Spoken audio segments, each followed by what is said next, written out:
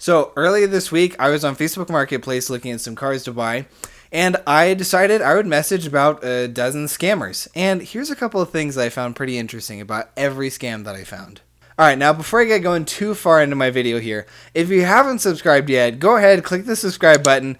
One, because that way you won't miss out on my new awesome videos. And two, it shows me that you guys care and that you want to see more, and it really supports me in the channel. Alright, so the first sign is if it's just too good to be true. I picked out every single scam because it was an older car and it looked practically brand new. And it was way underpriced and they all had really low miles. And for me, cars like that stick out like a sore thumb. No one sells cars that are kept in pristine condition with little to no miles and sell them for like $2,000. There's no way. It never happens.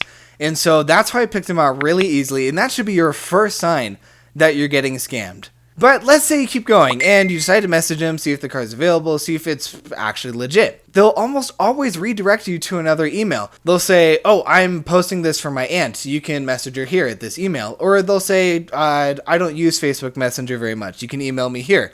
And that happened with every scammer that I messaged, that they always redirect me to a different email. Now, let's say you're still on the hook and you say, okay, let's email them, see what's going on, see if the car is actually legit, because sometimes people do prefer email. I don't know. And so the third sign is that they always have a really elaborate story. They'll give you this really detailed description that you already know about the car, and they'll say, email me if you're interested. Well, you've already emailed them, haven't you? So they'll always give some crazy story that they're in the military, or they work on a cruise ship, or even on an oil rig. And they'll say that their son died, or their husband died, or somebody died, and the car belonged to them, and now they're really sad, and they just want to sell the car quickly so that they don't have any more bad memories. That is a really, really common story for scammers. At the very least, they'll be somewhere out traveling or working somewhere not in the place that you live in. So one of the scammers I was emailing was named Maria Hudson, and she was a staff sergeant stationed at Fort Belvoir in Virginia. And she had told me that she was going to be sent back out to Afghanistan, and she didn't want her car getting old in her garage, even though it was already about 20 years old. And this leads me to my fourth sign. If they won't meet you in person, or they won't pay you in cash, it is extremely likely, I am in fact 100% certain, that it's a scam. Scammers will never meet you in person, they'll never pay you in cash, and they'll never accept cash. And just to prove this fact, I asked Maria Hudson if my brother, who lived in Annandale, just a short drive away from Fort Belvoir in Virginia, if he could come look at the car and if he could pay in cash. And they said, no, it's in the logistics department in my base, and no one else can see it except for me. It's already packaged up, it's already sealed. And so scammers will never meet you in person, or anyone in person, or pay or receive cash in any way, because they're not actually selling a car. The car is not real, so they'll never meet you in person. And at least with Maria Hudson, I went as far as giving a fake address and a fake phone number so that they could send me an eBay invoice to tell me how to proceed with buying. They wanted me to pay with eBay gift cards. They wanted me to pay with 7 gift cards, each charged with $200. And I looked it up. Once you get the gift cards and you send them the codes for the cards are wiped, they have the money, and it's done. You never get the car. But anyways, the fifth sign. If you're still on the hook for some reason or another, if you still believe that, oh, well, I mean, it's a really great deal for a really nice car, and you've already been redirected to an email, and you already feel bad because their husband died or something, and they're in the military, so I mean, you know, and since they live far away, I mean, maybe they really can't accept cash, and maybe they really are in a tight position.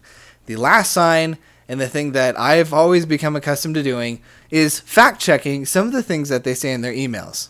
For example, someone told me that they were a member of the eBay Buyer Protection Program. You can't be a member of the eBay Buyer Protection Program. It's like saying I'm a member of my car insurance. I use the car insurance, but I'm not a member. Another person told me that the car was sealed in a container in a warehouse in Omaha, Nebraska, where the eBay headquarters is. 1, eBay doesn't own warehouses anywhere. And 2, eBay is not headquartered in Nebraska. It's in San Jose, California. Another thing that almost every scammer will say is that they'll ship the car to you through eBay. eBay doesn't ship cars. It's 100% the responsibility of the owner to get the car to you. The other thing is that they put it in a container, it's sealed and ready for shipping. No one ships cars like that. Usually when someone ships a card, they just put it on a trailer, and the truck and the trailer bring the car to your house or wherever you tell them to ship it. I was actually talking to a close friend of mine recently who works at a bank and told me about some of the things that happen there when people get involved with internet scams. But yeah, like they'll just be like, oh yeah, I was selling a car for like $1,200, and they're like, hey, we're gonna send you a check, just make a money order for the rest of the amount because we sent you more than we were going to, and a person's gonna pick it up for us. And I was like that doesn't make sense. Like, why would you overpay for a car and then be like, and then the person who's getting it be like, oh, okay, I just need to write him a check. Right. That makes no sense. Like, if they do have a money ordered and say instead of $1,200 they paid them $12,000. Yeah. Didn't you say that check bounces? Yeah, the check usually bounces. Like they'll what will happen is like you deposit it or they cash it out, and then that your whatever they made that check out for bounces, and then you're in the hole for that amount. Anyway, so there are 5 signs that you're totally being scammed. Let me know what you guys think in the comments, and be sure to like and subscribe. So you support for me and the channel. And as always, thanks for watching.